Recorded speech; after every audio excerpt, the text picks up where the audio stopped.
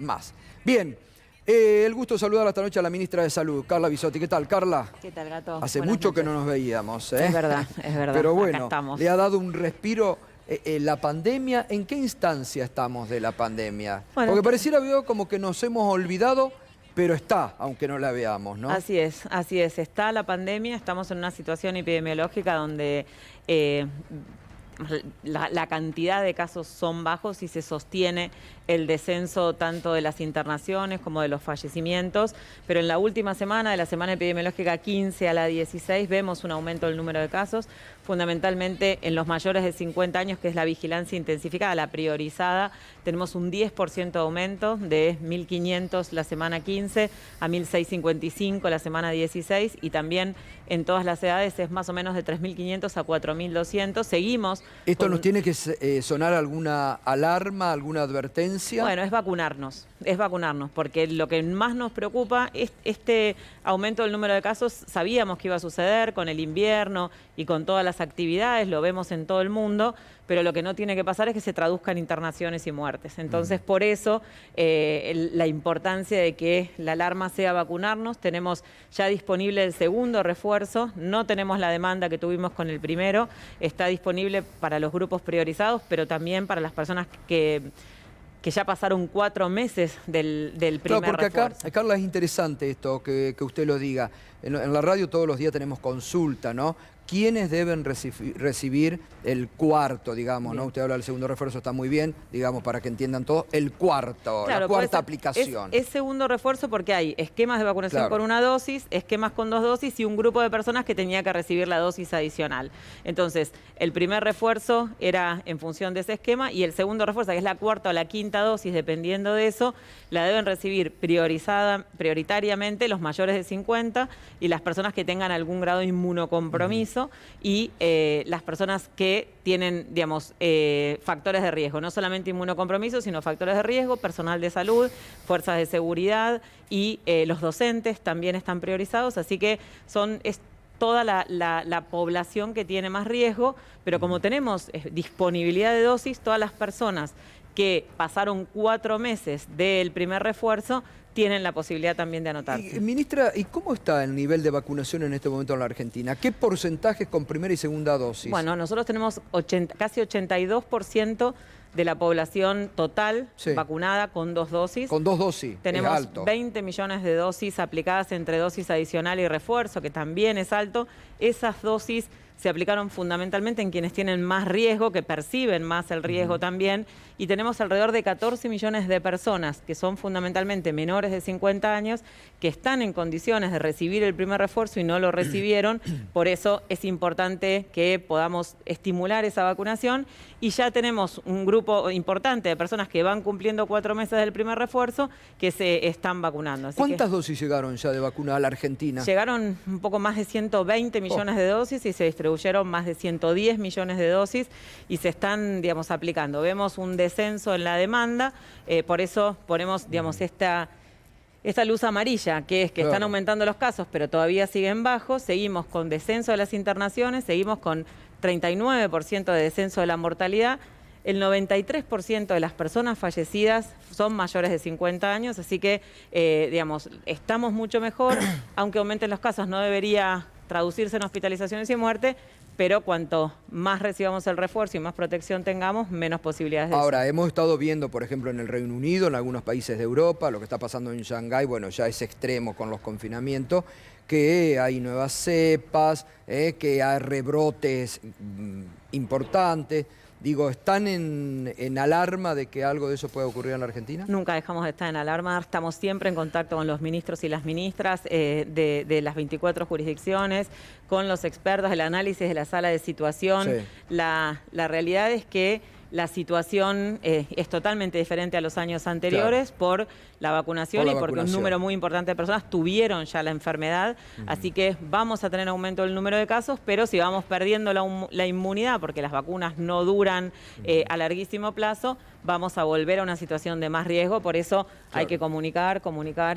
Totalmente, no hay que bajar la guardia. Así es. No hay que bajar la guardia. Juan. Ministra, cambio de tema. No quería dejar de consultarle respecto, bueno, a un tema de salud pública, ¿no? Que tiene que ver con las adicciones y con este folleto que repartió la Secretaría de Juventudes del municipio de Morón, que despertó muchísimo revuelo y una discusión en muchos casos muy hipócrita, con mucho oportunismo político. En definitiva, ¿qué piensa respecto del control de daños y por qué es importante en tal caso?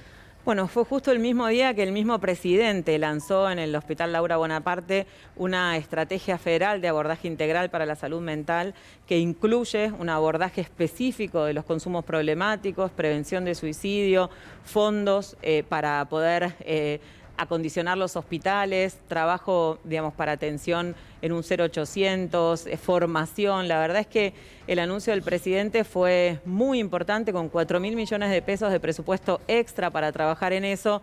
Y desde ese punto de vista, me parece que nos perdimos la oportunidad de debatir seriamente un problema que no tiene una respuesta, digamos, correcta, unánime ni correcta. Y ahí está esto que vos decís, ¿no es cierto? Hay una situación que es realmente controversial, hay una situación legal en relación al consumo de algunas sustancias y hay una realidad que hay personas que consumen. Entonces, a una persona que tiene un consumo problemático, hacerle un folleto que diga no consumas drogas, no le previene, digamos, ya tiene un problema, y ahí es donde está la estrategia de reducción de daños, que después uno puede discutir ya con expertos especializados si eran las mejores palabras o no, pero la intención claramente es de reducción de daños, y eso se hace en países de Europa, donde, digamos, hay países donde también les proveen en forma gratuita jeringas a las personas que tienen consumos problemáticos y adicciones. Nos perdimos la oportunidad de poder debatir y tener una conclusión o acercarnos a alguna conclusión por esto que vos decís. Hay algunas especulaciones, aprovechar políticamente una situación y ahí es donde...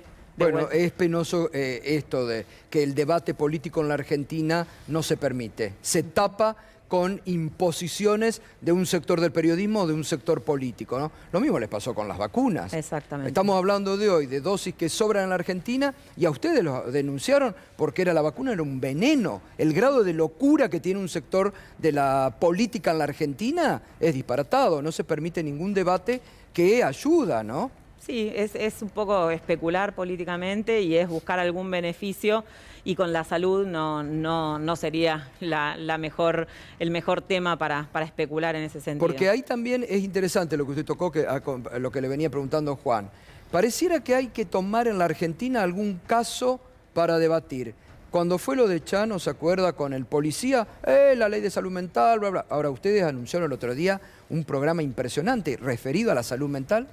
Desapercibido pasó. Cuando es importante, también por el post-COVID, que está afectando mucho el tema mental. Tiene muchísimos ejes el anuncio que hizo el presidente. Uno es la implementación de la ley de salud mental, la plena implementación, y el otro es, hace 10 años estaba para reglamentar la ley de prevención de suicidios, la reglamentó el presidente. Sabemos el impacto que tuvo la pandemia en la salud mental de la población en el mundo, y hay una estrategia específica para asistencia, hay trabajo con las escuelas, hay trabajo con el Ministerio de Desarrollo Territorial y Hábitat, donde vamos a hacer viviendas de medio camino, viviendas asistidas, para que las personas puedan externarse, los usuarios de los hospitales monovalentes puedan externarse acompañados y acompañadas. Hay un programa con trabajo y desarrollo productivo para su inserción laboral, hay un trabajo con deportes que vamos a anunciar seguramente pronto con el ministro Lamens. Hay muchísimos ejes donde se acompaña, además por primera vez, de un presupuesto, digamos, todo, porque siempre hay anuncios y muy pocas veces se acompaña de presupuestos. Ayer y antes de ayer se reunió el COFESAMA, que es el Consejo Federal de Salud Mental, para empezar a implementar las políticas en las jurisdicciones. Así que yo digo que no pasó desapercibido en el equipo de salud, no pasó desapercibido en los usuarios, las usuarias, y la verdad es que el compromiso es muy importante y pronto vamos a tener resultados, que es lo que a nosotros nos importa. Bien, la última, porque este también es un tema que la población tiene que saber, porque hay una preocupación, estaba leyendo estos días en El Mundo, sobre casos de rebrotes fuertes, casos de hepatitis. ¿Cómo estamos acá en la Argentina con eso? Bueno, estamos en contacto con todos los hospitales pediátricos y con toda la red de vigilancia. Salió una comunicación de alerta desde el Ministerio de Salud, con también aparte la Sociedad Argentina de Pediatría. No tenemos, salió circulando que había un caso sospechoso, es falso que había un caso sospechoso de ese tipo de hepatitis. parecería, digamos, que podría ser la causa un tipo de adenovirus. Se descartó que fuera cualquier relación con el COVID o con la vacuna.